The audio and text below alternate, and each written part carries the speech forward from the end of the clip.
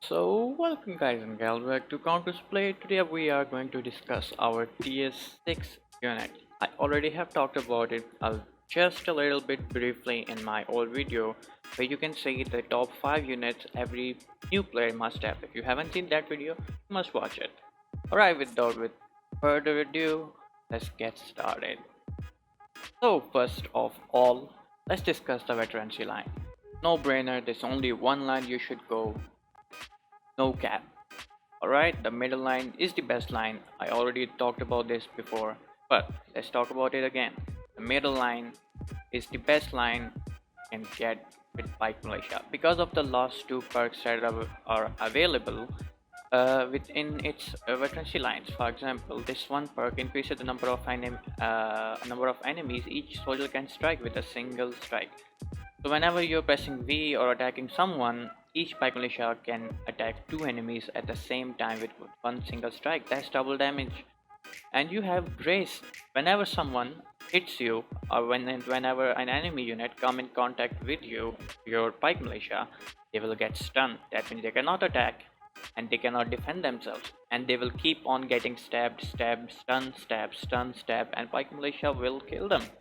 Unless there are some units that are immune to stun, which in case you're fucked anyways.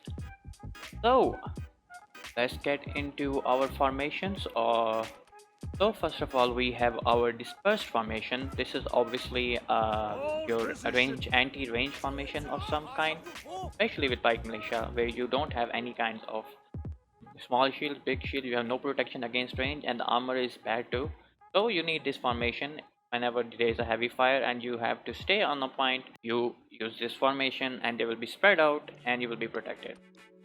The other formation you have is the line formation. Now this formation is great when you're defending in choke points.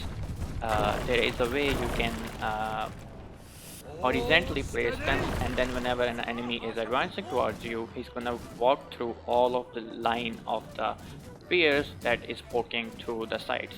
So we have the column formation. The column formation is the best formation that you can use and you will use when you're advancing towards a certain point, and most of the time even on the choke points when you're in a defensive position.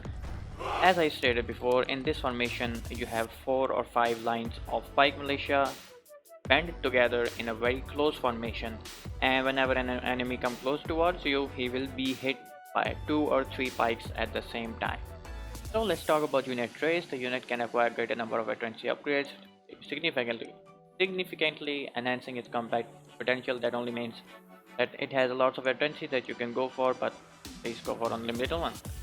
Impending forces. This is the most important thing that you have to note here. This trait is available to all of the pike units against cavalry. Deals 16% increased damage to cavalry. Damaging a cavalry unit also slows them by 45% for 2 seconds. That is why pikes are so great against cavalry.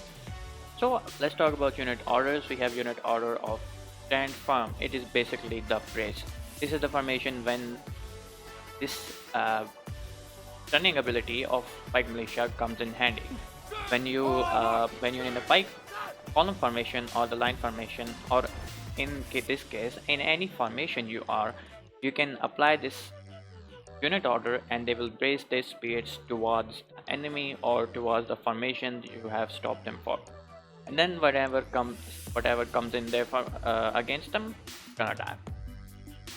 Alright, let's talk about the doctrines.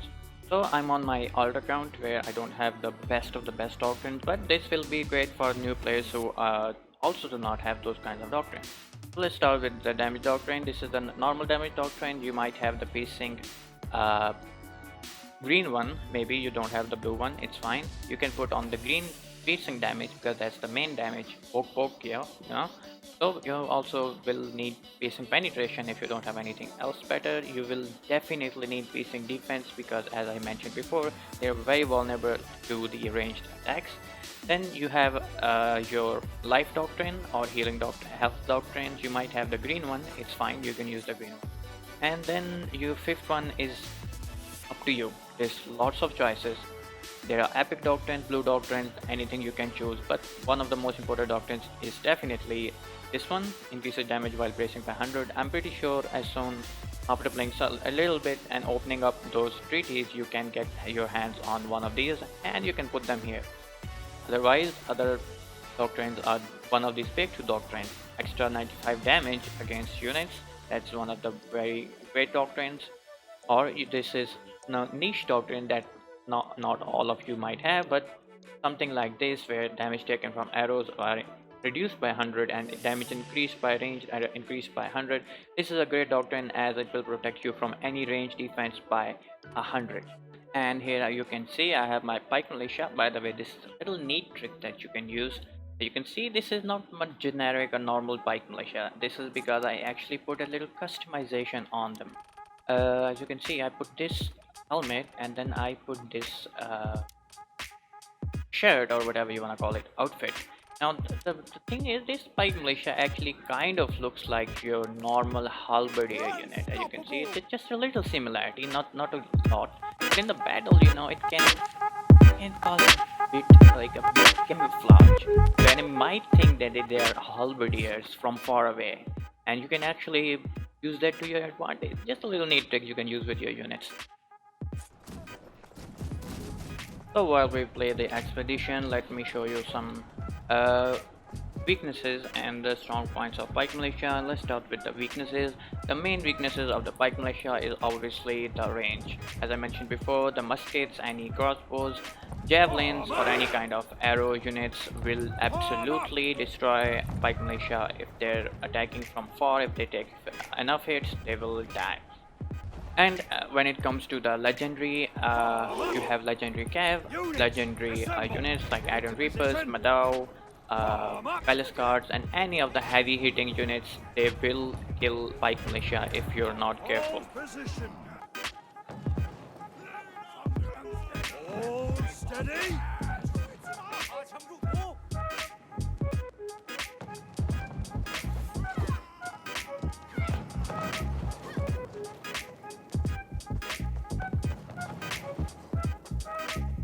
Or I can go disperse formation. You can see I just brace and look at that. You can see they will absolutely annihilate this cab, and this is not an easy cab, not the green one, not the gray one, that although that does not come in Conqueror Blade. This one is actually the purple heavy cavalry, prefecture heavy cavalry.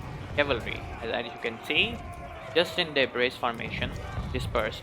It is not even the column formation. In their dispersed formation, they absolutely kill this kind of cab.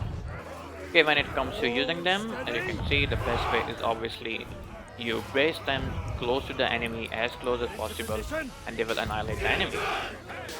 That is all. Do it. One of the tricks to defending a big line of enemy against them, this kind of situation, is that you can use the pike line formation. As you can see, at any point you have at least 2 Pike Militia trying to stun your enemy, and as you can see, it can protect all of this area. You can have a range on the back or charging units or whatever else. The only problem with this type of techniques is you have to make sure that they are not getting hit by any enemy range units. You can see, let's get them here. Let's say we have a hero. Heroes are one of the biggest weakness of Pike Militia. As you can see, they cannot do well against heroes. If it was a long sword or a short sword, it would have absolutely destroyed them. Still, you can see the power of the column formation. Even if the hero is going against this many formation, if it was just a general hero, he would have been killed. If I just press V, you can see they will.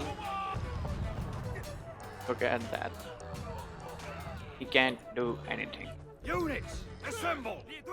Another great tip I have to give you: once you have little amount of enemies left in Conqueror's Blade, once a unit has lost certain amount of enemies, their actually formation changes. So in this formation, you can see there is a big gap, and we don't want that.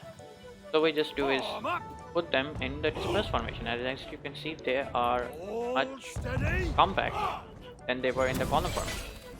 So yeah, I hope you liked this video, and I will cover more about other units in the upcoming videos, so please like, subscribe, and share. And I see you on the battlefield.